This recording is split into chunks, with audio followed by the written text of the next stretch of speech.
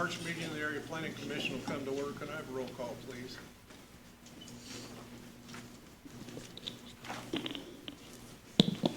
Ryan Baker, Kevin Beaver, Here. James Chrisman, Here. Terry Clark, Here. Mark Klinkenbeard, Here. John Collette, Here. Norm Froderman, Here. Don Folk, John Hanley, Marcus Maurer, Here. Debbie May, Amanda Thompson, William Burdine, Here. Fred Wilson. Present. Can everybody stand for the pledge, please? I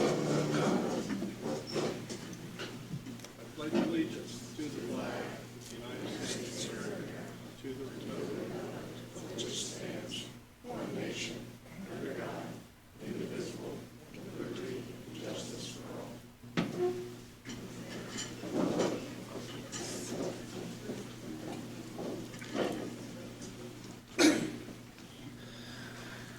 Okay, I think everyone's had an opportunity to review the minutes and the status report. Are there any corrections? Motion for approval. No second. Second. All in favor, aye? Aye. Motion passes. Are there any comments for the public that I don't know about? None that I'm aware of. Okay, thank you. Director's report. Good evening. A couple of things here real quick. First off, I'd like to welcome Mr. Beaver to our board this evening, joining us from West Terre Haute. We certainly welcome you and thank you for your time and service to our cause. One note from the Plat Committee. On the agenda, it says that Landmakers is pending, but in our reports it says it is approved, and it is approved. So that one is approved. This is approved. Also, one more thing you have in front of you, annual reports. Don't ask anything this evening, we just simply did not want to put them in the packets as thick and heavy as they already were, and as much as we have to pay for postage. So, they're here for you this evening, we don't ask for any action on them this evening, we will ask for your approval next month. Okay, thank you. That's it. Assistant Director's report, do you have anything you want to say? We are going to hopefully start the process. We do need to get the new model ordinance going for our compliance with the NFIP. So that's something we're going to have to get going in the next month. I'd like to start getting the ordinance committee together to start that process. So you guys will be getting this. Okay, thank you. Any questions or any of a motion? So move for approval. Second. All in favor, aye? Aye. This passes. No other communications. First item is docket number 14, Special Orders 2, 2024, 1462 Lafayette Avenue, from a C2 to a C6 strip business district. The owners are MLMSG LLC, represented by Mr. Shagley. Proposed zoning is C6 Strip Business District. Current zoning is C2 Community Commerce District. Proposed use is automobile sales. Common address is 1462 Lafayette Avenue. It has C2 to the north and east, C6 and C3 to the west, to the south, and R1 to the west. The petitioners are requesting to rezone to C6 for automobile sales. The property was previously used for a restaurant. There are several automobile sales businesses in the area. The property will need several variances to the Board of Zoning Appeals. They have applied for 6 variances we heard at the BZA this morning. Non-hard surface parking backing into the street or alley, building setback on Lafayette, drive width and drive entrance distance from the intersection of both Delaware Avenue and Lafayette Avenue. They were approved for all of them except for the non-hard surfacing this morning, which has been tabled and will be revisited next month. The Department of Engineering has commented the intended use of the property would not alter the neighborhood's characteristic or create any significant problems for the surrounding area. Staff offers a favorable recommendation with approval of variances through the BZA. Okay, Mr. Shagley. Good evening, Mr. President, fellow members of the Commission. My name is Richard Shagley. I'm with the law firm of Wright, Shagley & Lowry. And tonight I'm here on behalf of MLMSG LLC. As Sydney stated, they are the property owners at 1462 Lafayette Avenue. I believe this is the old Becky's Cafe, or is it Bev's? Becky's. I know they had Mullins dressing, and that's what I like, so that's why I remember. Yeah. The owners are proposing to rezone this property to C6, as she stated, for a used car lot. The staff report did require many variances, requested many variances. All were approved this morning except for a hard surface. I was fortunate enough to be able to speak to Marcus Meyer, the city engineer, and we have planned to get together to discuss a possible resolution to that matter that I think will be satisfactory to all the parties.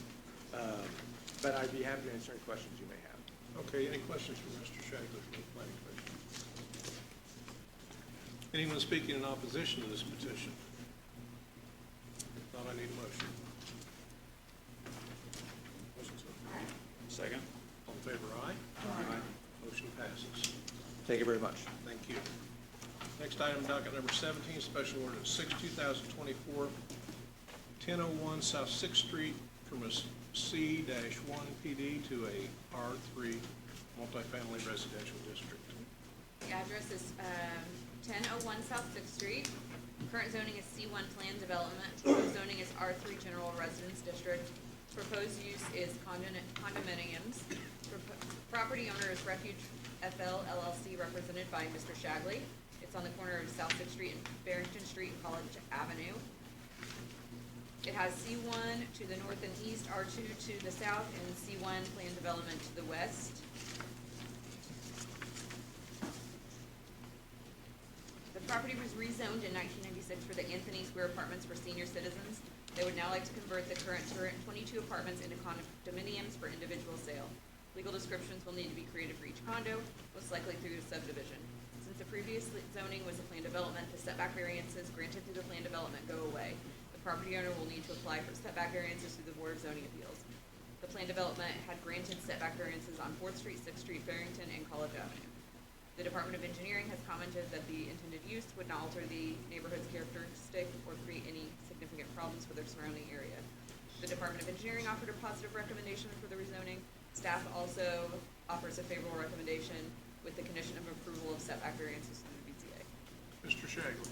Good evening, Mr. President, fellow members of the commission. My name is Richard Shagley. I'm with the law firm of Wright, Shagley & Lowry. And tonight I'm here on behalf of Refuge FL LLC. As Sydney stated, they're the property owners at here at South 6th Street. It is currently a C1 plan development, and they would like to rezone this for R3. This is a piece that was part of the Anthony Square. You've got the big building, and this was sold off a couple of years ago, and the current owner, Refuge FL LLC, would like to turn these into condos for sale. The petitioner is well aware of the variances that would be needed and the need for a subdivision.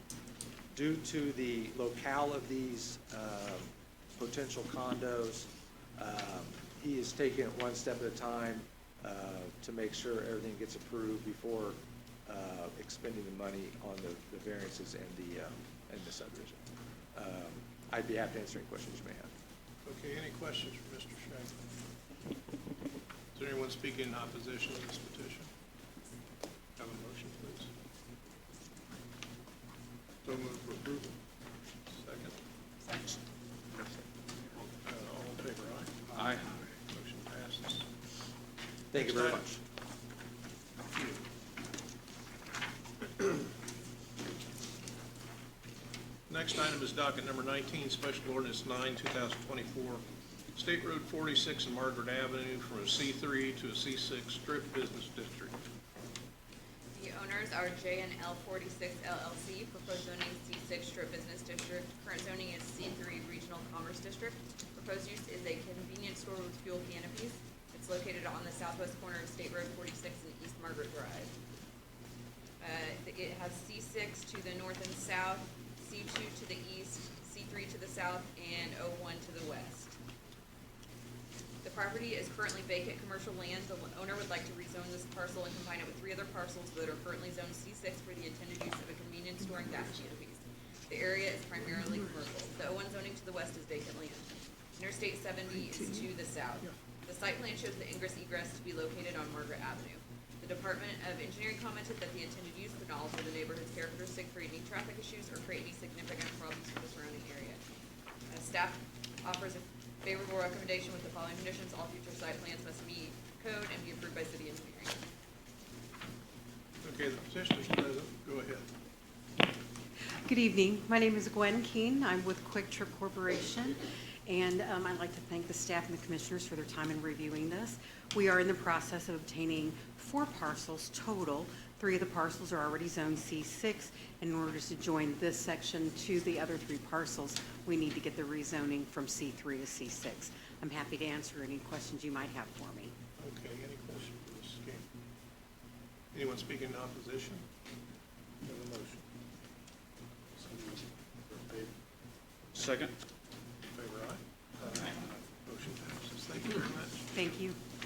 Next item is docket number 20, Special Ordinance 8, 2024, 2730 North 13th Street, from an R1 to an R1 planned development. The owners are Vicky Ward and Darby Schimmel, represented by Mr. Felling. Proposed use is a bakery. Proposed zoning is R1 planned development. Current zoning is R1 single family residence district. It is known as 2730 North 13th Street. It is R1 to the north, south, east, and west. Planned developments are uses that may be permitted under certain circumstances that are not a permitted use in the zone district where the planned development is proposed. A planned development is a floating zone. Before a planned development can be considered, the petitioner must show proof of the following unique circumstances: that the petitioner has a hardship due to the physical characteristics of the land, hardship due to the improvements on the land, hardship due to the adjacent and scattered incompatible uses, hardship due to the general deterioration of the neighborhood, or a parcel located near a district boundary line. When it is determined by the Area Plan Commission and City Council that a hardship does exist, a planned development of certain uses may be approved for any zone lot. However, it must be determined that said proposed uses, if approved, will be in the public's interest and that substantial justice will be done for the neighborhood. Approval of said proposed uses shall not have the intent of nullifying the purpose of the zoning regulations. The petitioners are requesting to rezone the property to R1 planned development for a bakery. The neighborhood is primarily single-family residential. Due to the nature of the planned development, the property would either need to be rezoned for any other commercial use in the future other than the bakery, or would revert back to single-family residential zoning. The pre-existing structure is only 428 square feet and is located at the rear of the property. They are requesting variances for 0 setback on the property, as well as no parking requirements beyond the existing off-street parking places through the planned development. They are also requesting variances to the Board of Zoning Appeals, non-hard surface parking backing into the public street or alley, and a variance to allow an 8 square foot directory sign. Those were all approved at the BZA this morning. The Department of Engineering commented that the bakery will be in operation Monday through Saturday during the hours of 8 a.m. until about 5 p.m. They feel that the small bakery at this location would not alter the neighborhood's characteristics, create any traffic issues, or create any significant problems for the surrounding area. Staff offers a favorable recommendation with the following conditions: approval of variances through the BZA. Mr. Darrell Felling. Good evening. How are you this evening? Pretty good. Everybody's going so fast tonight, I think I can take some extra time on mine. There you go. We were hurrying for you. Again, Eddie Felling or Darrell, I go by many names, with Linden Felling Law Firm here in town. Again, I represent Darby Schimmel and Vicky Ward. It's a mother and daughter crew, and it's actually really neat. They're going to start a gluten-free bakery up on the north side of town, assuming this is approved. Again, all of our variances went through this morning. It's a tiny house on a long, skinny lot. The house is on the very back end. It wouldn't obviously meet any of the development standards for normal residential, and they are very anxious to get open and running. One of the conditions that wasn't mentioned, obviously they're going to restrict to the 9 to 5 hours, so it's not going to interrupt anybody outside of normal business hours in the neighborhood. But they've also volunteered to restrict any type of commercial drop-off, so there's not going to be large semis or trucks out in the neighborhood unloading goods to that particular house. So again, they're very excited. I'm happy to answer any questions you may have. I would note again, we went the planned development route because it is right in the middle of an R1 neighborhood. If it stops being a bakery, it'll go right back to being a single-family house. Thank you. Any questions, Mr. Felling? Anyone speaking in opposition? Have a motion, please. Have a second? Second. All in favor, aye? Aye. Motion passes. Thank you all. Good to see you. Okay, the next item is under subdivisions, minor, primary, secondary, docket number 7, file 4, 2024, WP and SA Stewart, replat lot 1B. Before we read this, I wanted to ask, is the petitioner present? Yes? Yes. Okay. We had discussed at one point in time the interest in tabling the subdivision request to sort out some issues. Did you wish to have it heard this evening? Yes. Okay. Okay, so Well, the issue was with the septic system, is that right? there are multiple, but Okay. do you still wish to have the subdivision heard? Yeah. Okay, all right. The property is located along Colley Road, approximately 0.25 miles north of the intersection of Colley Road and Harlan Drive, 14.75 acres, surveyors Mr. Colvin. The request is to subdivide the parent tract, creating 4 new lots for sale. A variance has been requested. The health department review is still pending. Septic systems exist on site on the property that were installed without permits and in flood hazard areas. Sanitary sewer is not available. Public water is not available. Portions of it are in a flood zone. The lots do exceed the minimum lot size requirement. Stormwater drainage is typically required with major subdivisions. The petitioner wishes to split the existing parent tract, creating 4 new lots. Lot 1BB has an existing pole barn that was permitted as an accessory structure. That same structure has since been converted to a home without proper permits or inspections. Consequently, it is unknown if the conversion was done in keeping with Indiana Residential Code for building requirements. The property owner has installed septic systems without permits. The system size and location is unknown. A variance of scale is being requested due to the large area involved. Staff is of the opinion that the requested variance will not be injurious to the public health, safety, morals, convenience, or general welfare of the community. The value of the adjacent area to the property included in the variance will not be affected in a substantially adverse manner. The strict applications of the terms of this ordinance have resulted in an unnecessary hardship, excluding financial reasons in the use of the property. Therefore, staff recommends favorably on the variance request.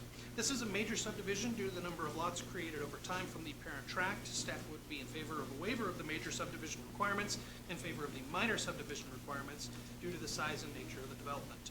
A large portion of the property is located in a FEMA special flood hazard area. Any development on the property is required to conform to the regulations in the flood hazard ordinance for Vigo County. Our request is to table to allow time to resolve unpermitted structures and septic systems.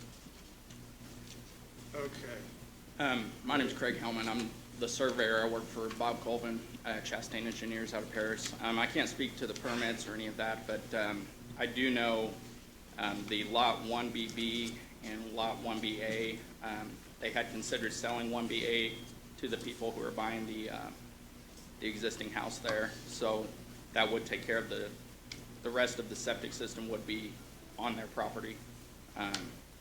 As far as the major subdivision, I mean, it seems to be, these are all owned by the same family, so I wasn't aware it was a major subdivision or met those requirements, but yeah, I would think it would be able to not be the major subdivision. Okay, I've got a question, Yeah. and I haven't really reviewed this that closely, but all of these things are resolved, right? I mean, we're not going to tear our house down. No.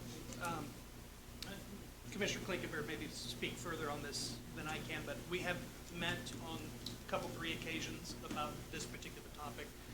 This is not a standalone issue. We are encountering these on an increasingly frequent basis. We are working on an issue with legal representation for the county to see if we can't come up with a way to resolve issues of this sort and of other structures that have been converted without permits. So that's why I'm just asking it be tabled, because we're in the process of resolving the issue or coming up with a way that we can address these sorts of issues, but we don't have all the picture, we don't have all the puzzles put together just yet. Okay, can you give me, I mean, just in the interest of time, because time is important to Yes. all of these factors, can you delineate why it would not be a good idea to pass this subject to all issues being resolved? Okay, yeah, that's a possibility, though it's not specified as a part of the reports, each individual issue that there may be.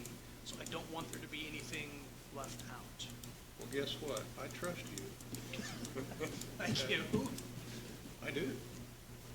I mean, I fully trust staff to do the right thing, and I'm not trying to belabor or unbelabor this thing, if you will, but it seems to me that, you know, they've built some structures and so on and so forth.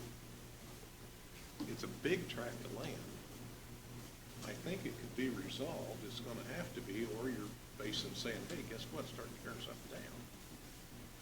Am I correct? You would have to convert things back to previous uses, yeah. You see what I'm saying? And I don't think it's in the best interest of everything to say, okay, you know, look, you should've got permits, didn't, it's over, we can't go back. Let's get it resolved, get it cleaned up, and move forward. Now, if you're opposed to this, tell me now. No, I mean, they won't be able to record the subdivision until which point in time everything gets resolved. I don't know what the time window is for that. There's approval of the subdivision is contingent upon it being recorded within 90 days. I don't know that that can be done. We Okay. can offer extensions on recording, but Okay, let me hear from you. Sally, what would you like to do? Well, for one thing, I have with me some of our property tax assessments, and we've been paying on all these structures for several years. People have come out there, and, you know, we have spent a lot of money over the years, gradually increasing, while people are inspecting these properties. So it just seemed natural to fall into, to get an address to go along with these things. Sure. We, you know, have been in the business of septic systems, and we can certainly resolve these issues. We just need to get addresses for the existing buildings. Well, I mean, I like to move things along without belaboring unless there's a daggone good reason that it can't be done. Now, I am a little concerned about the recording time period, because if it gets you into a problem with the recording time period, now we gotta do something else. But this has gotta be resolved, period. So, once again, I'll ask, would you be comfortable with this? It's subject to you guys. I would say subject to it being, all portions of the subdivision being brought into compliance with the Unified Zoning Ordinance Review. And that's what you're gonna require anyway. Yes. Okay, are you comfortable with that? Yeah, we've been waiting on a legal opinion because this is an issue that is going to keep coming up. Sure. With pole barn homes, inspection, you know, things being done without inspections. The last thing we want to do is make somebody tear down a house.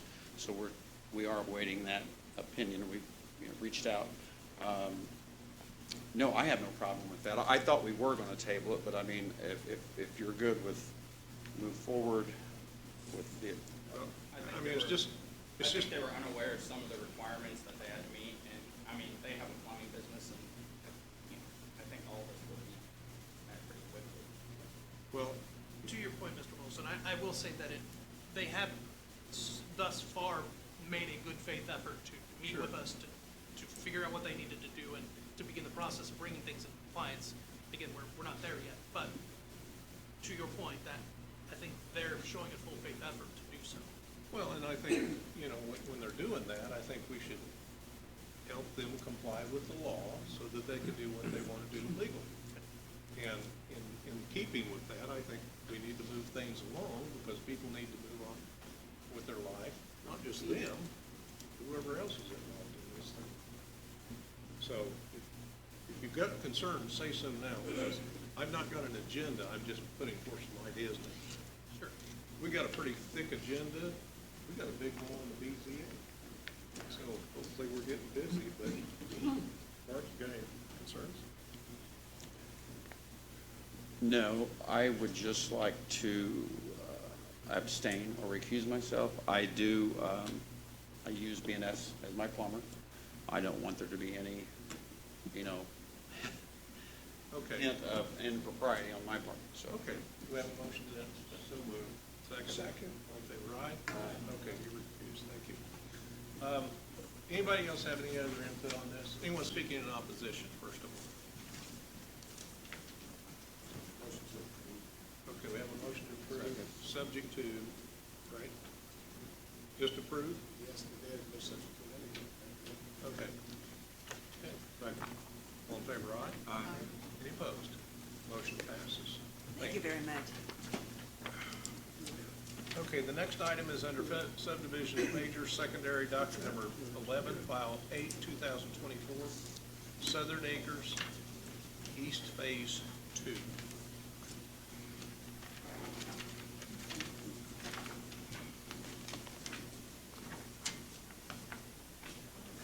Southern Acres East Phase 2, okay. The numbers on the top of my report are incorrect, forgive me. Okay. The property is bounded by Haythorne Avenue on the north, 19th Street on the west, Winslow on the south. It is commonly associated with 4530 North 25th Street, though no portion is accessible by or has frontage along 25th Street. 10.3 acres. Go on, sorry. Okay. Road access will be along any of the above-named roads with the exception of 25th Street. Their surveyor is Mr. Tolles.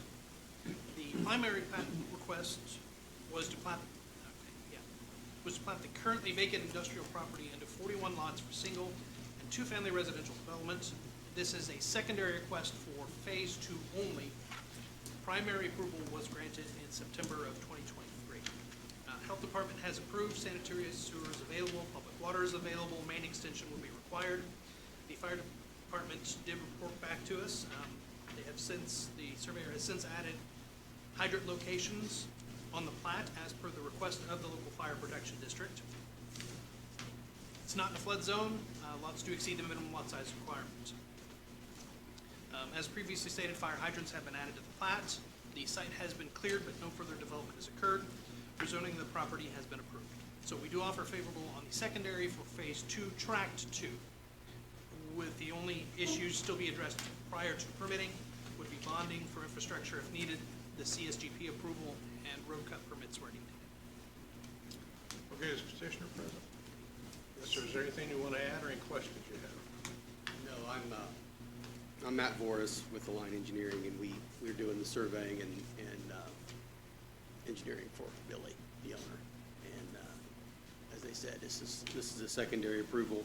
We are working with Indiana America on a water main extension, developer installed main, and we're working with Mark in their office on a sanitary main extension. There is sanitary on the property, but we're going to rework it in a way that better fits the lot layout. Okay, any questions from the planning commission? Anyone speaking in opposition? Got a motion? Or get one? I'm sorry. Yes, ma'am. How many homes are you putting onto this lot? 41? On that one small spot there on 19? It's from Not the other? Okay, so, 19th all the way to basically the hey, Matt, So you're breaking it up? Tract into 2 different is places. 40 with the one additional lot 41, but that's not, 41 is not included. That's where they were contemplating duplexes. 40 lots 40, yes. Is the, okay, is the west portion. right. Okay, that's all I wanted to know. Thank you. Okay, thank you. Anyone else wants to speak to this issue? If not, I need a motion. Motion approved. Second. Second. We have a second. All in favor, aye? Aye. Motion passes. Next item is docket number 12, file 9, 2024, Southern Acres West. Okay, the property is bounded by Haythorne on the north, 14th on the west, 14th and a half on the east, and Clay Avenue on the south. 3.17 acres, road access from Haythorne 14th, north 14th, north 14th and a half to Clay. Surveyor is Mr. Tolles. The request is to replat lots 217, 230 through 231, portion of lots 317 to 324, and lots 310 through 313, a Prairie View subdivision into 16 lots, leaving a remainder around the existing home commonly associated with 4510 North 14th and a half Street. Sanitary sewer is available and must be utilized. The property does not appear to fall within any significant noise contours around the international airport. Public water is available and must be utilized. American Water states that a main extension by the developer will be required to provide water service. The developer initially did not wish to utilize public water and to rely on wells. At that time, a variance was requested from section 10.342 through the Board of Zoning Appeals for the development standard, but that was denied. It's not in a flood zone. The lots do not currently exceed the minimum lot size. The petitioners requested and were granted a variance from section 10-317 of City Code to reduce the minimum lot size from 10,000 square feet to 6,500 square feet. There are no new public streets proposed. The alley will remain dedicated to the public. The city has permitted the alley being 15 feet in width and made of materials approved by city engineering. Hydrants have been placed on the plat as requested by local fire protection. The subdivision received a primary approval in August of 2022. In the same hearing, the request for secondary approval was tabled. Issues needing resolved prior to the secondary approval were lot size, water availability, and fire protection approval. The new application indicates that public water is available and depicts fire hydrants to be located at 4 new locations. The location and design of each road cut must be approved by city engineering. Addresses will be assigned based on those locations. We offer favorable on the secondary request with only conditions, if still needed, the drainage and erosion control plan, bonding for infrastructure if needed, and then record within 90 days. Okay, anything you want to add or any questions? Any questions from the planning commission? Anyone speaking in opposition? I'm sorry.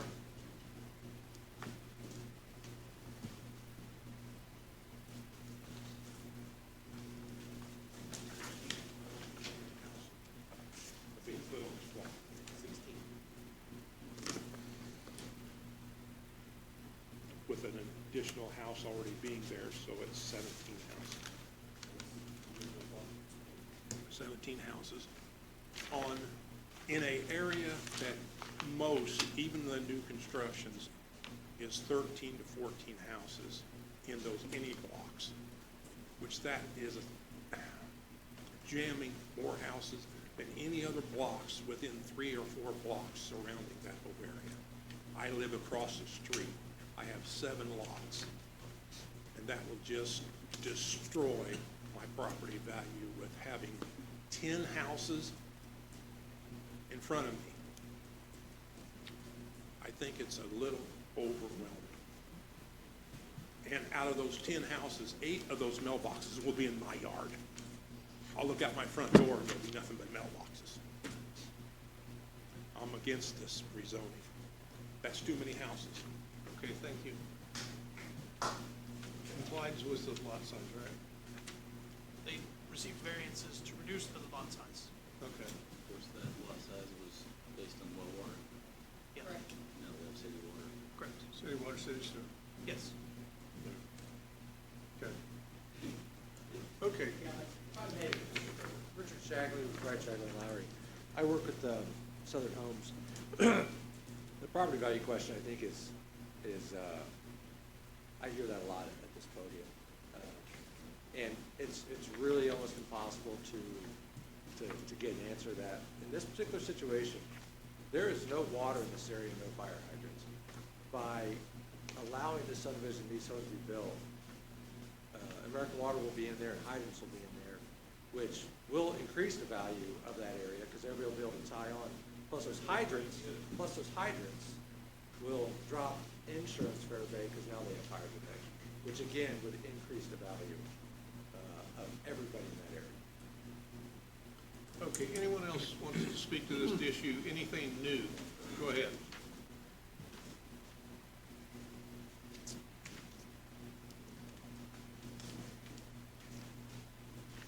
Evening, everybody.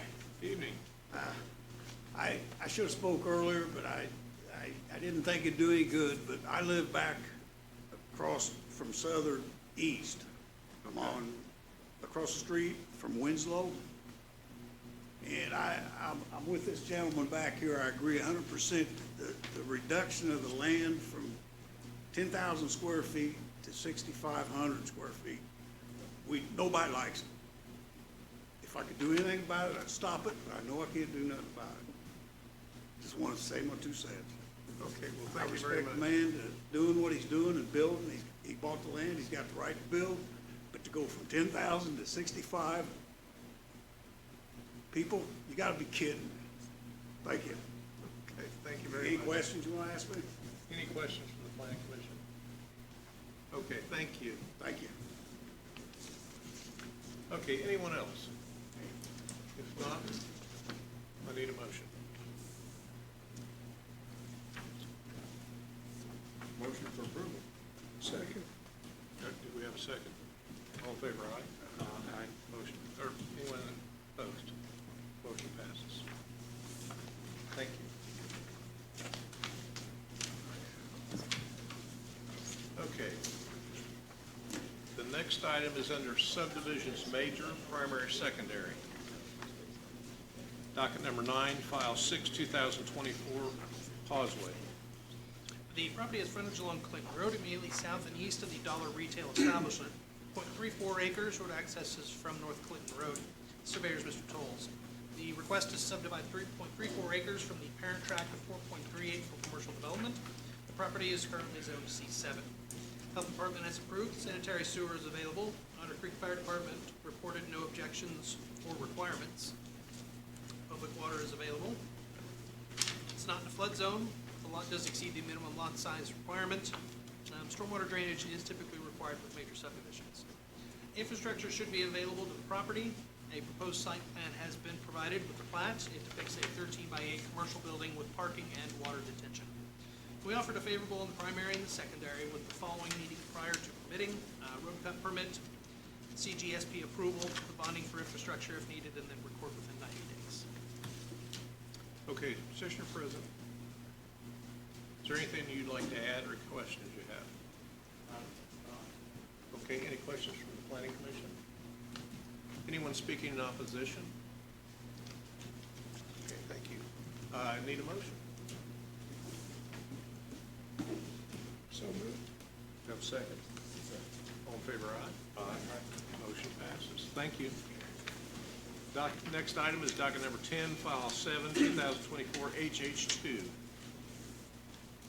The property is commonly associated with 3400 South US Highway 41. More specifically, it shares a boundary with 3590, which is to the south, and then continues on north to the main entrance for the property. 0.64 acres, surveyor's Mr. Tolles. Road access, of course, will be along South US Highway 41 and an easement.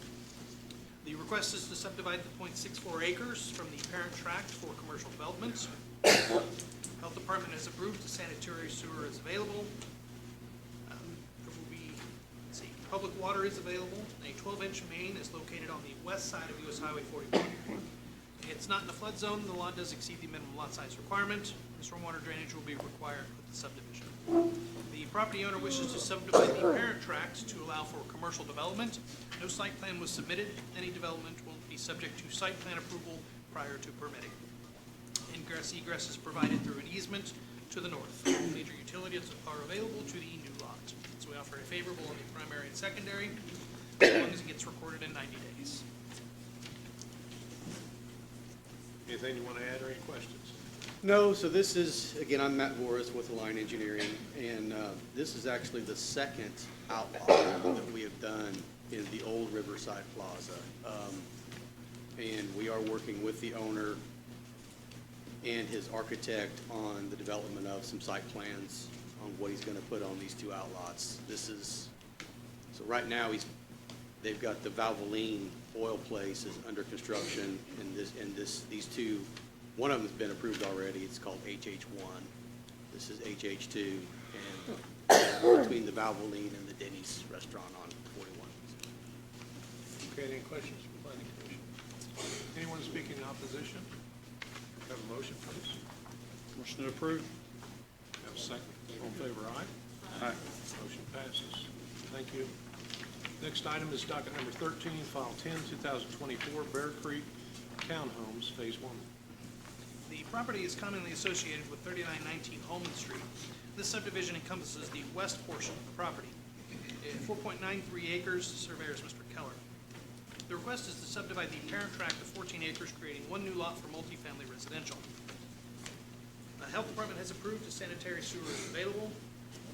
Public water is available. Fronting the parcel on Holman Street, a main extension will be needed. It's not in a flood zone. The lot does exceed the minimum lot size requirement. No new public proposed streets with this development. Stormwater drainage will be required. Lot 1 contains the western portion of the development. The proposed layout was received on February 20th and immediately sent to reporting agencies. As of the date of this report, no agencies had had time for review or comment. The proposed layout depicts a street width of 100, assumed to be in feet. However, the standard road detail depicts 50-foot road width. This would leave us to assume the remainder is to be used for parking. Neither the plat nor the application indicate whether the streets will remain private or will be dedicated. The layout / detailed site plan will need reviewed by the city engineering. Lot 1 contains 7 blocks of 6, and they weren't labeled, but they are assumed to be buildings or units. The remainder contains 10 additional blocks of 6. This brings Lot 1 to 42 units or buildings, and the future expansion to contain another 60. There's always the possibility of multiple units per block or square. The rezoning petition called for 102 townhouses. FAR densities and unit size will need to be reviewed for compliance. Not addressed are any retention or drainage areas. CSGP will need to be submitted and approved. Not depicted are any fire hydrants. City engineering has requested additional time to review the proposed layout and the detailed site plan. And so we offered a favorable on the primary, along with a request to table the secondary to allow for further review. Petitioners present, anything you want to add or questions? Are you comfortable with tabling the secondary? Okay. Any questions from the planning commission? Anyone speaking in opposition? Have a motion, please. Second. All in favor, aye? Aye. Motion passes. Thank you. The next item is docket number 16, file 11, 2024, joint north subdivision. The property is located on East Evans and is in the southwest corner of the property commonly associated with 4000 East Evans Avenue. It's .06 acres, surveyors Mr. Tolles. The request is to subdivide the .06 acres for construction of a 12 by 24 building to be utilized by Joink. Further details were not given. Health Department is approved, sanitary sewer is available, public water is not available. So there is no minimum lot size in the C2 zoning. There is, however, a minimum of a 50-foot of frontage that is required. The new lot does meet that requirement. The Otter Creek Fire Department has no objections or requirements. They would request information on the fire suppression system installed in the building, and I believe there's been communications from them to Otter Creek since this report was issued. The proposed zoning is C2. Public utilities and facilities are permitted in a C4. Any use in the C4 is permitted in a C1, and any use permitted in a C1 is permitted in a C2. So given the size and proposed use, staff would request a waiver from the major subdivision requirements in favor of the minor subdivision requirements, and then offer a favorable on the primary and secondary, with a road cut permitted if needed, drainage and erosion control plan approval if needed, and then it will be recorded within 90 days. Petitioner present. Who's the guy in the back that will want this thing?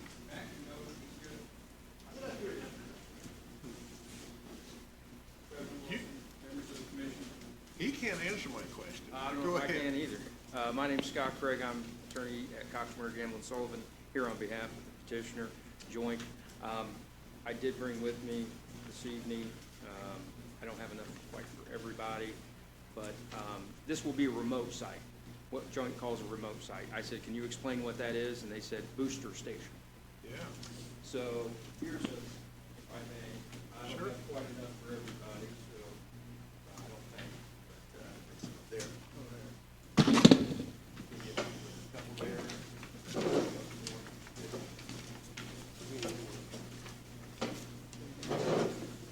So it's a very small prefab structure, 24 by 12, housing electronic devices mostly. Air conditioning units to keep it cool because it gets pretty hot when you have all those electronics in a small space. I got a question for staff. Are you requiring anything around this thing? Nope. Okay. And here's the question for you. On your other locations where Joink is making whatever they're making, who takes care of the vegetation and everything? They usually have contracts with nearby property owners, if they can find them, who will cut the grass and in exchange for internet service. I can't speak to this particular site, but, So are you the person that can pass it on to somebody else? yes. Okay. Well, here's my concern is, you know, over time, since I've been around here a long time, we've had a lot of these that don't get maintained. And with mergers, you don't really know whether it's joint or somebody else or shared. But the concern I have is the public interest of the facility continuing to function okay. And, you know, when you see a lot of grass growing up like this, it just takes one match and that's burning your substation. And I thought you should be aware of it. That's I right. will bring that to their attention, and like I said, I'm aware at other sites where they've done these, that they have agreements to maintain with local property owners, give them free internet, and they cut the grass, and it works out pretty well. But you make a good point. I don't know, 10 years from now, whether that'll still be the case. I just thought you should be aware of that because in our area, for some reason, we keep having little fires pop up. I didn't think that would be good. So, okay. Any questions from the planning commission? Anyone speaking in opposition?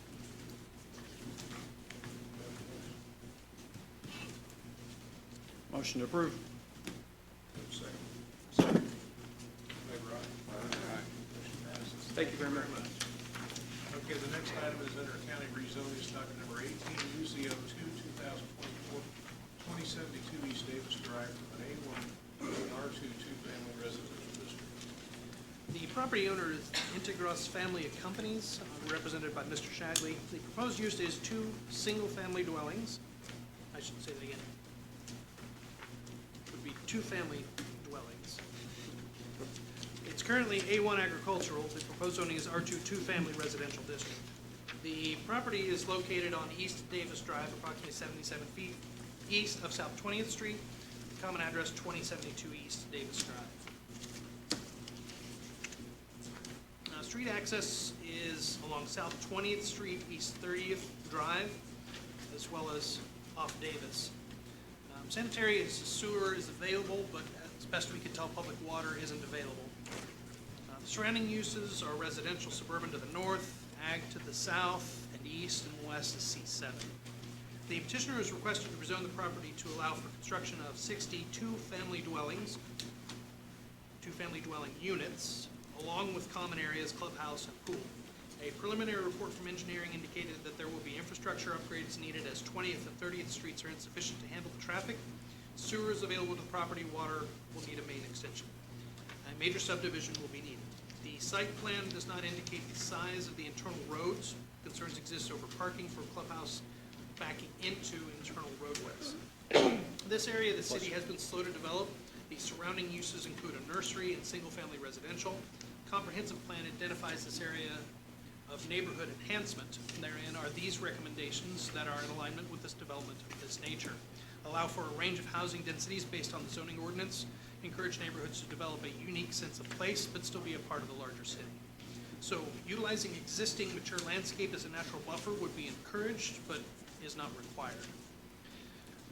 Based on above findings, staff does offer a favorable recommendation with the following condition: approval of a major subdivision. Mr. Shagley. Good evening, Mr. President, fellow members of the commission. My name is Richard Shaglin with the law firm of Wright, Shaglin & Lowry. And tonight I'm here on behalf of Integratus Family of Companies. They're the owners of the property located 2072 East Davis Drive. As stated, this currently is zoned A1. The petitioner is here tonight asking to be rezoned R2. It is their intent to build, as stated, 60 buildings that will house 2 units per building, or 60 duplexes, along with a community building, a pool, and whatnot. As stated, and I quote Jared, slow developing, this area, as well as the big lake across the street, that's been for sale for a long time. Personally, I can't tell you how many times I've driven by there with a different brilliant idea on how to do that and what to do there. But what has been holding that area back, as well as this property back, is water. There's no water. Petitioner is intending to run water from Mount Pleasant Church down the hill to this facility. And what that will do is obviously provide good quality drinking water through Indian American Water. Along with that, you also have the additional benefit of the fire hydrants for fire protection, for insurance benefits and whatnot. This project is in line for the Thrive funding. It fits within the scope of the housing study that was conducted by Thrive. This project is right in the sweet spot of what is needed in our community. And the petitioner is here tonight asking you for the green light to build these buildings. I'd be happy to answer any questions you may have. Okay, any questions for Mr. Shagley? Rich, Yeah. they do understand it's between two railroad tracks. And they Hey, want, keep that. Yeah, they're well aware of the location. well, the problem is, that location, when they built the overpass on Margaret Avenue, over the tracks, Yeah. they gave people another way out. But they blocked that Davis Street crossing Right. constantly. And I just think it's in a really bad spot to put a subdivision. I drove by there today to see if I was missing anything, and I wasn't. I mean, looks like they're gonna put a lot of houses in there, so it's still a bad spot between two tracks. I ran trains on both those railroads, and it's a mess, you know? The petitioner is obviously well aware of the train situation and still believes this would be a asset to our community, especially within the housing study that was conducted by Thrive. Any other questions for the planning commission? Anyone speaking in opposition? Okay. Can you come to the microphone and give us your name and address, please? Good evening. My name is Dr. Brandy Headley. I live at 3270 Rabbit Run Court in Terre Haute. I would be someone who would be directly impacted by this decision.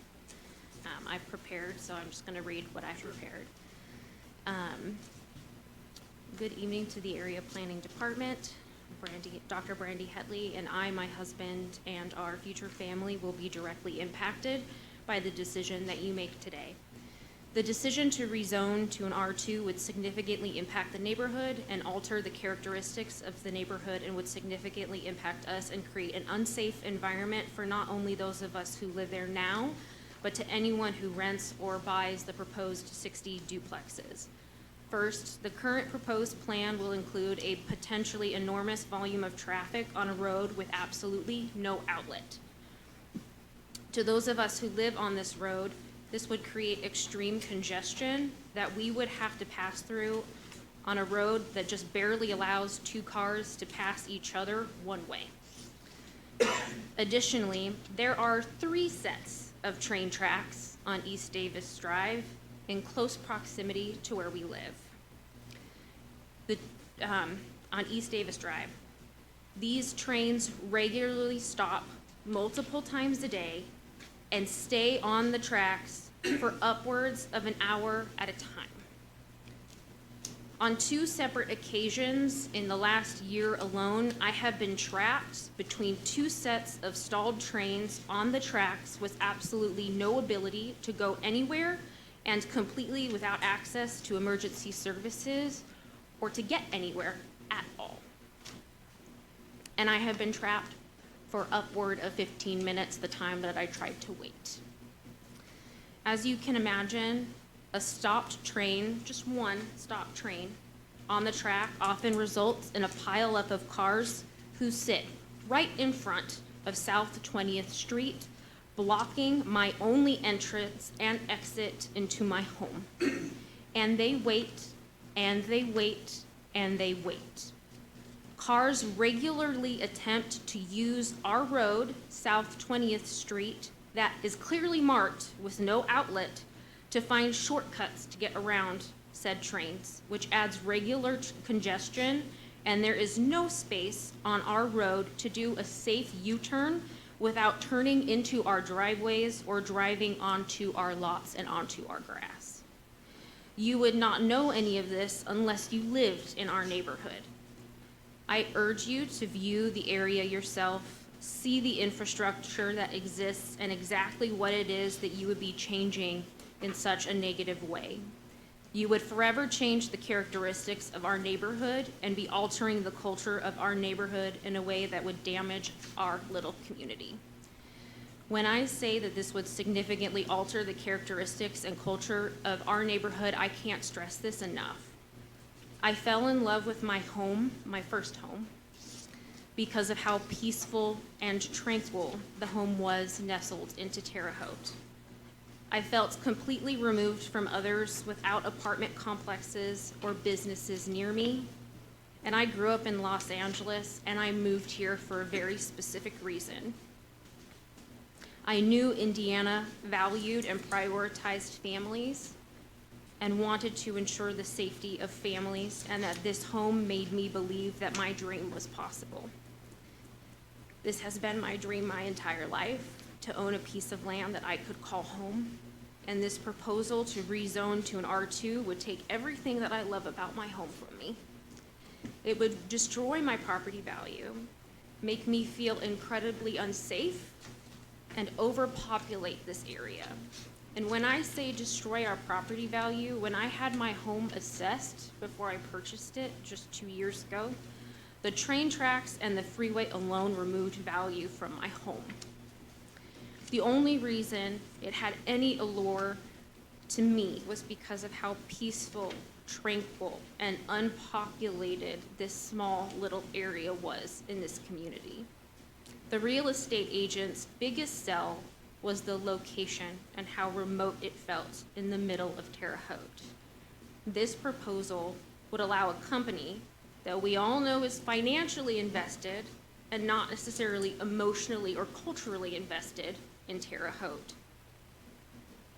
to make a decision that would impact us significantly, negatively.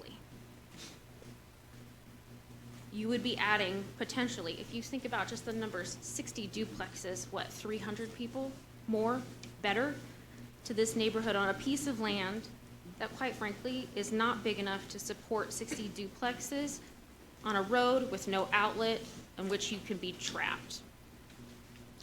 I urge you to consider this decision, the lives that you will impact, and the homes that you will destroy in the process. This is not a neighborhood enhancement. I actually cringed in the back of the room at even the suggestion of that. It's a financial enhancement for a company that won't spend a day of their life living in any of the duplexes that they're proposing. This is the dismantling of our neighborhood and everything that we love about Terre Haute, and I would strongly recommend that you consider this decision. Okay, I have a couple of questions. Yes. Do you live on 30th or Rabbit Run or On Rabbit Run. Rabbit Run? Yep, I live toward the end of that outlet. MD, PhD. PsyD. Any questions from the planning commission? Would you be opposed to the development if it was single-family homes as opposed to duplexes? It would depend on how many properties that they would be planning, and not even that, how many people. That road is unsafe as it is, and that was one of my major concerns when I purchased that property. And the biggest sell was, there's not a lot of people living down in that area, so you can feasibly get out and go somewhere. I don't know, I would have to know more about the proposal, to be quite frank with you. So you're not opposed necessarily to a development there, it's really the size that's... The size of it, absolutely. And then the roadway, is Yes. it, in your opinion, that roadway would need to be widened? to accommodate additional traffic? 100%. I think 20th Street would 100% need to be widened to allow for the cars that pile up behind the train, for, 300 people potentially that could move there? And all of us that are just trying to get to our homes back and forth. You would need to widen that road. I also think that East Davis Drive itself, there are more and more people going on that road. I am really concerned that there's going to be a time that I'm going to need to call for an ambulance and I'm not going to be able to get one. As it is. Even without that development. And I have called and tried to complain to the train because they have their sign posted with any issues. I don't get any help at all. And that's the lost cause. And that's what, exactly, it's lost cause. And that's what I mean. It's not 2 sets of train tracks, it's 3, because you also have the train track over by the light on that side. That train stops too. And there are times as well where those, the train track bars go down and there's no train and it's just stopped for an entire period of time. I'm concerned about my safety. I'm concerned about the safety of those of us who live there now. This isn't a matter of putting in a, what do we call it? I'm sorry, I'm nervous, but like a fire hydrant. We've got perfectly beautiful water coming from our wells right now. I don't need any of that. If we're really concerned about safety of my neighborhood, let's talk about the train first. Any other questions from the planning commission? Jerry, if this were to go through rezoning, how many homes would be built on this property based on rezoning in R2? Oh. Prior to subdivision? One duplex. How many acres are there? 16. 16. I'm sorry? 16 acres? Yeah. So it's roughly less than a quarter acre per duplex, roughly. That was my math. I would. Wondered where you live. You can't see. Did you have anything else you wanted to say? Yeah. I live like right beside her, 3320 Rappahannock Court. I've lived there since December 2015. So she basically nailed it to the point. When everybody raised their hand, who did that? Opposing? Okay, so there's approximately 11 families. Hold on. All you folks live in Rabbit Run. Everybody. They live in Rabbit Run. 30th. Thank you. And then there will be approximately about 3 people that I know of that will be attending the next, that isn't here or anything. So, she pretty much hit the nail on the head with the train. I've lived there since 2015. I have been late for work numerous times. It doesn't matter if I leave 20 minutes early, a half hour early. If that train has blocked the crossing, I'm going to either Spring Hill. If I go to Spring Hill, now I'm blocked. Because usually that train's sitting and another train is coming north or south. And they switch them, which you work on the railroad, correct? Okay. Their yard is right where we have to put our road. You're not gonna change the dynamics of CSX road. They switch at that crossing constantly. Last night, between the hours, I'd say of 7 and 11 o'clock,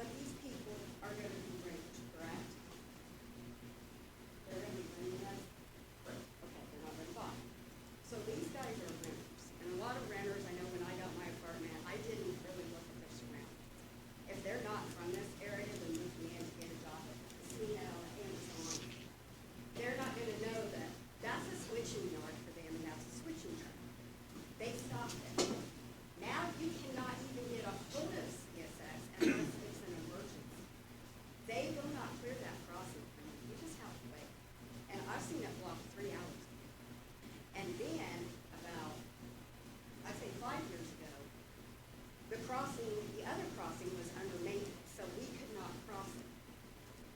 The train at 20th had blocked the crossing for 3 hours, and I was unable to get home because there was wet asphalt and the other crossing was blocked. They blocked us in there for 3 hours.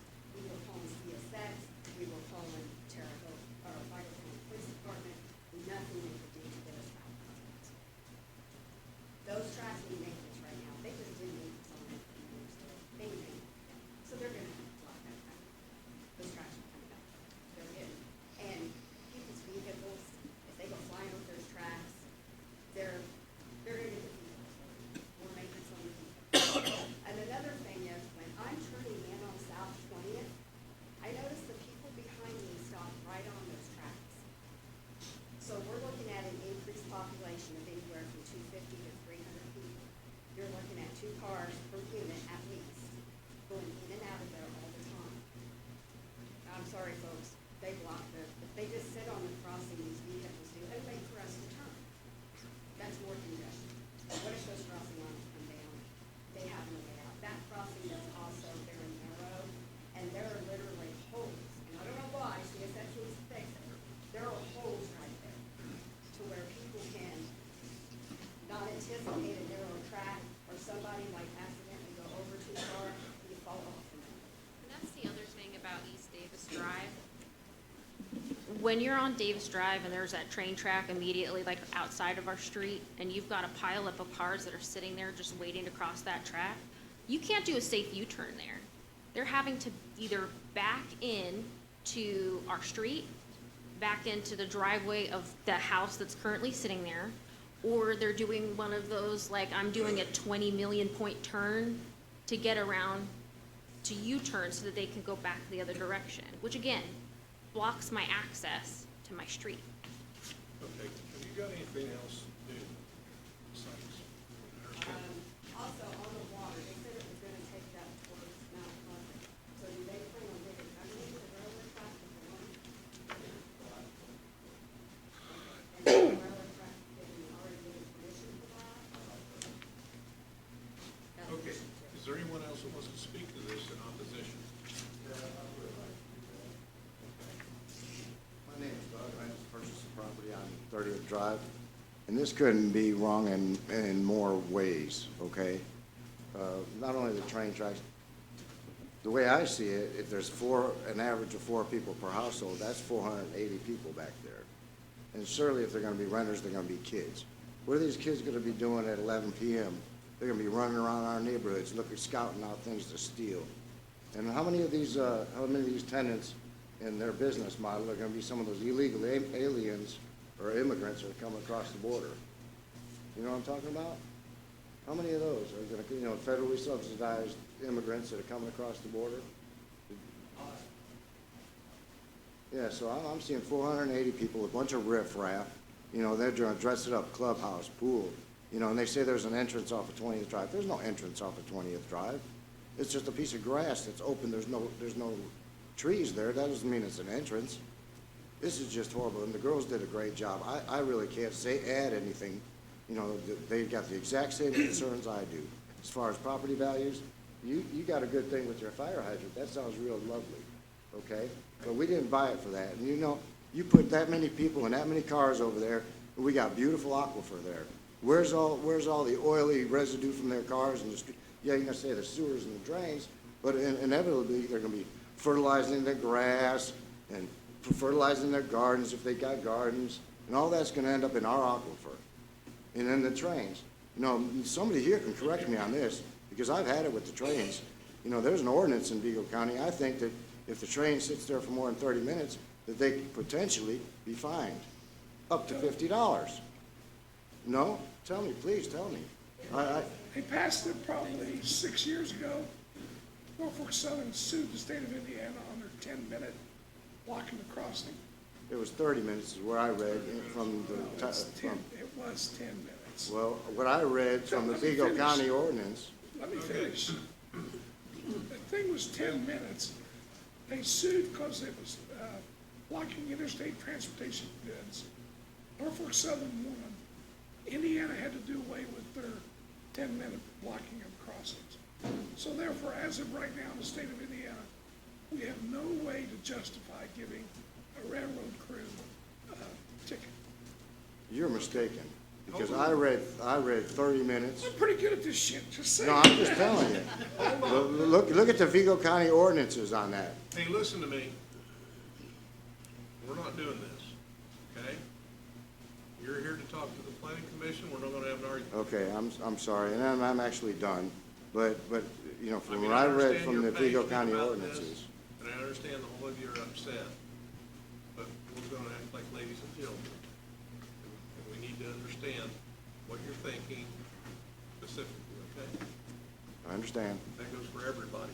Okay, is there anything else you'd like to add? No, they did. Sure. Oh, you see, what I love you talking about housing, when they just tore down at 29th and Wallace, 5 acres, last year was bought. They're building at the Fruit Ridge and Hallman.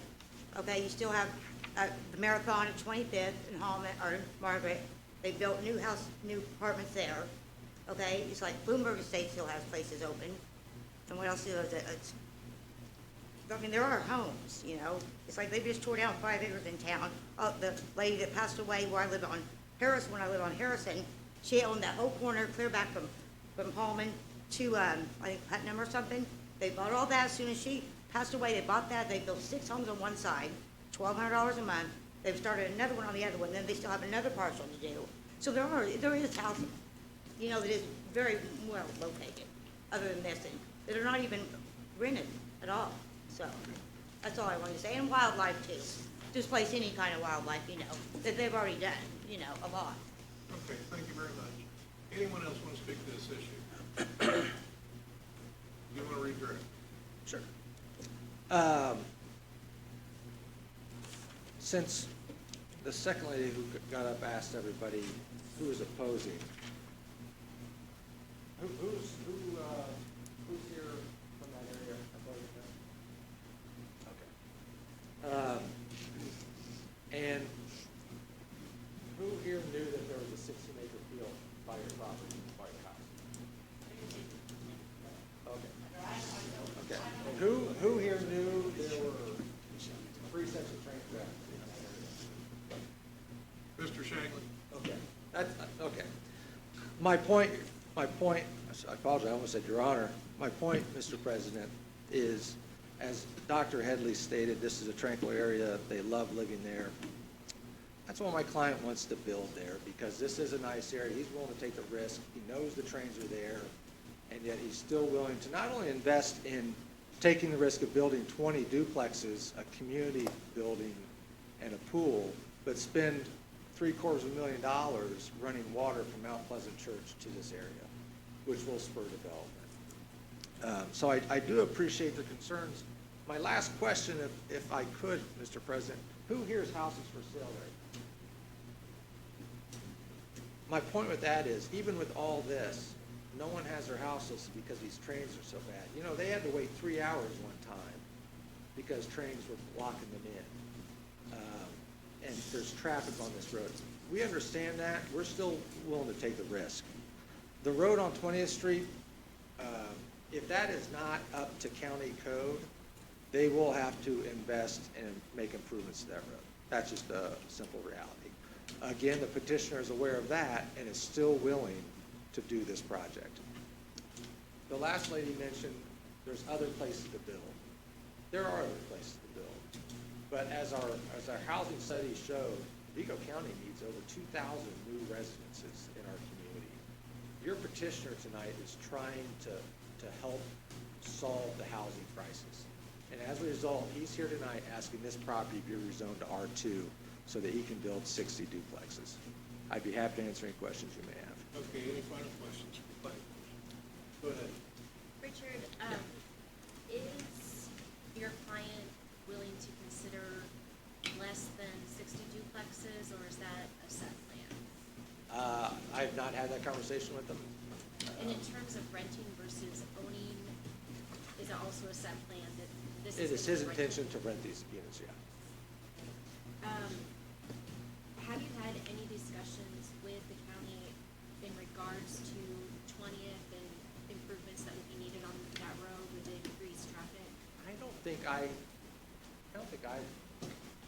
no, we've not had any discussions, but it might not be wide enough, so there will have to be some improvements done if it is determined that it's not up to the county code. Right, and it's 10 feet. Just for safety reasons, we'd want to do that anyway. And I like the point that she made about traffic stopping on the tracks. Sure. When people turn down there. Have you explored the possibility of putting a street light before that railroad intersection? Has that been thought about at all? I don't know if the traffic study would support a need for a light at that location. Are you talking, Right here, so where Davis runs right here, and you've got 20th. So she was saying that when she turns on 20th, the people behind her have to stop on the train tracks so that she can turn. So I don't know if there's been some discussion of a light back here so that it would. I don't see that being required or necessary or traffic justify a light there. But I am not a traffic expert. Sure. If we had an engineer in the room who deals with traffic. I've been in his ear. Yeah. But, He's in this booth. yeah, but I don't know if that, a light there would solve the issues brought up tonight. I mean, it's not gonna speed up the trains, it's not gonna move a train if it's blocking the road. And there's been no discussion of an overpass in that area of town, right? No. Yeah. I didn't have any other questions. Anything further? Okay, I've got a few things to comment on. When I was first appointed to the planning commission, which I can't remember when that was, but it was an awful long time ago. And Woodgate South was being considered. Remember that? And I remember I was sitting next to Nelson Cohen. I've never been to a planning commission meeting before in my life, so my mouth's shut, my ears are open. And what we were considering was a subdivision that set right along that same railroad track. It's back by Lure Lane. It was attached to a very significant subdivision that was very nice houses and everything. And of course, the immediate reaction I had was, who in their right mind would want to live in a house right there with a train track as close to you in the back of their lot? And Nelson looked at me, and he could tell what I was thinking, and he said, Fred, it's not our job to decide whether someone wants to live there or not. It's our job to decide if it meets the ordinance, and if they meet the law and are able to do this. Now, there's another factor I want to put into play here, and I'm not taking a position against you folks. I'm just talking about some things, okay? First of all, I've known that area long before you were here when I was 16 years old. That was my old stomping ground. I knew all the people who lived there. I watched it evolve. I've even went down to write a ticket to the train master for blocking the thing for hours. This was years ago, okay? I don't care where you live, you have to take some things into consideration. And just as you like to live out where it's very quiet, and I share that desire with you, there are people that like close proximity to one another. And I can tell you that the trend, at least out west, is they want to own a home, they want to rent something, they want to be able to move, they don't want large, big, and with the cost of housing these days, I think there's a different dynamic that some of us may not be able to even understand. Now, I'm not pushing an agenda here, I'm just putting some thoughts forward. And if someone wants, as Nelson Cohen said, if someone wants to take the chance and put forth their money and build something, that's what they're doing. And, the market, the invisible hand of the market will dictate what's going to happen. And it it may be the greatest thing for the area, and it may be something that people decide, you know, I don't like to deal with the trains. I would make one other comment, and that is, sometimes we get a false impression of what 300 people look like coming in and out of the subdivision all the time. And I've just made an observation of the area down by the old state police post and back in that extremely congested area. And, you know, probably the last 10 times I've driven by there, I didn't even see anybody pulling in and out, any time of day. Now, I'm sure they are. I know they are because I used to patrol that area. So I'm very much aware how many people there are in there and all the downsides to it. So I think this requires some careful thought, but at the end of the day, you know, maybe we would like for somebody to build over there, but this is where they've asked us to say, hey, are we meeting the ordinance? We want to comply with the ordinance. We want to do the things right, as your law allows. And if someone takes the risk of either, I don't want to be around a congested area, so I don't want to live there, or I want to stay down there even though the trains are here, and you have to put up with it. And believe me, I know what you put up with because I've sat and waited for that train for hours as an official. Okay?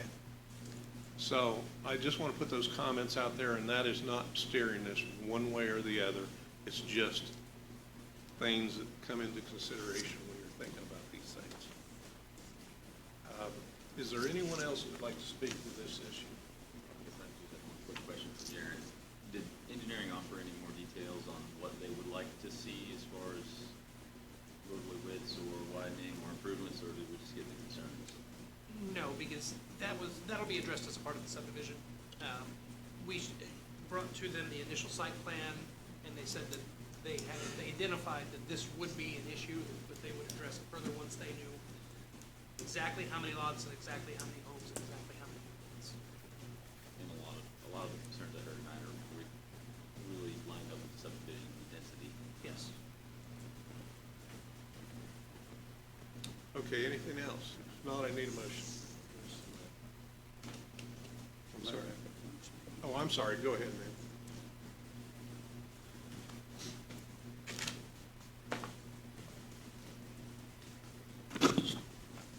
I'm going to respond to a couple of his statements. So his client is willing to take a risk on our homes and our lives with his money. We don't want his water. I won't see any of his money. He is financially invested only in this piece of property. As far as that's my perspective, that's my opinion. The rest of us who are here are financially, emotionally, and culturally invested in Terre Haute. And we have been. I bought my house before it hit the market. I was the first person to step foot in that house to view it, and I offered them right off the top exactly what they were asking. Yes, I knew about the trains, but to his argument about buying the home and it's sitting there waiting, they being for sale, that doesn't stand. I bought that house, not even on the market. It's not solving, in my opinion, a housing crisis. We all know that the housing crisis is much bigger than this piece of land. And I took and carefully considered what I knew at the time when I was buying this home. If I had known about this then, I probably wouldn't have bought that home. And I also want to say,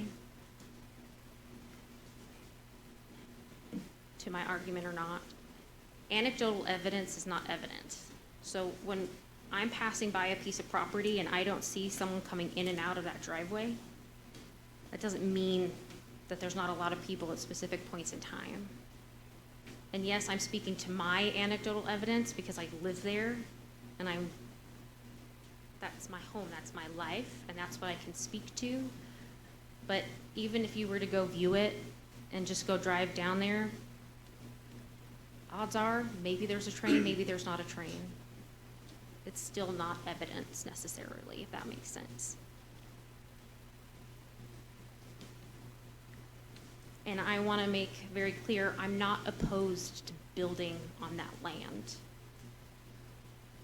I don't want to feel unsafe with the build on that land. Thank you. Thank you for your comments. Okay, do we have a motion? So moved. Have a second? All in favor, aye? But there's no other motion. Favorable recommendation, right? No, I do not take it.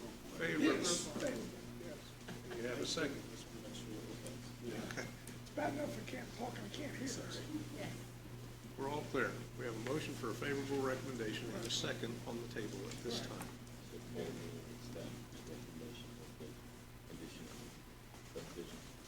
Do you include those recommendations and conditions? Bill? Are you including in your motion the staff recommendations and conditions? Yes. Yes. I was saying, do we have a second? All in favor, aye. Aye. Motion passes unless there's anybody, raise your hand if you're opposed. Okay. Thank you very much. Passes. Thank you. Is there anything else that anyone would like to discuss? Okay, I need a motion to adjourn. Second? Second. All in favor, aye? Aye. Thank you.